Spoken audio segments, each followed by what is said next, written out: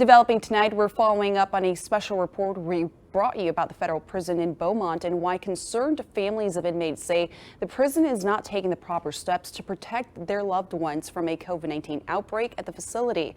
Those families held a protest, and KFDM's Paige Hubbard was on site as they called for action.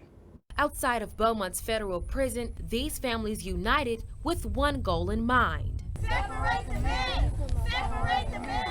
To demand safe conditions for their loved ones whose lives they say are in danger because of the rapid increase of COVID-19 cases amongst inmates. We're not out here saying let them go. We understand they broke laws and committed crimes. We understand that. That's not what we're saying. We're saying nonviolent crimes do not equal death sentence. That's what we're saying. The U.S. Attorney's Office issued a directive to federal prisons to release nonviolent inmates who are vulnerable. The office says they should be released into home confinement. COVID is being brought in, and it's been brought in apparently by the guards. If we hadn't been here since January, the numbers are increasing. They're not giving them proper PPE.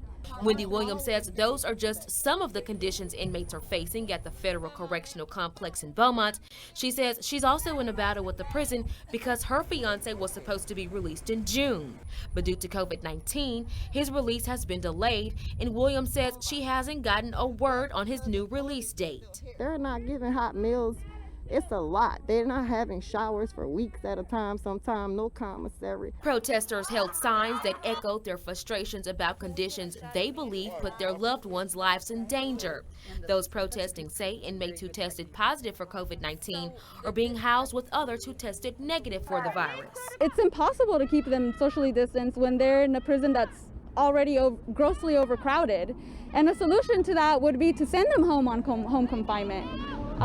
To send them home on emergency furlough. They have the power to do this, and yet they choose to take no action. This woman who organized the protest says she didn't want to share her name out of fear that her loved one would face retaliation.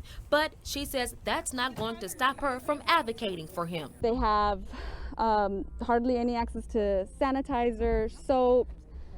The list goes on and on. Patty Stockman, wife of former Congressman Steve Stockman, says her husband tested positive for the virus at the prison and was denied adequate medical care. She says after a KFDM news report that brought attention to conditions inmates face, her husband was then able to get proper medical treatment. The other men aren't being taken to the hospital. They're not getting medical attention. They're not getting medicines.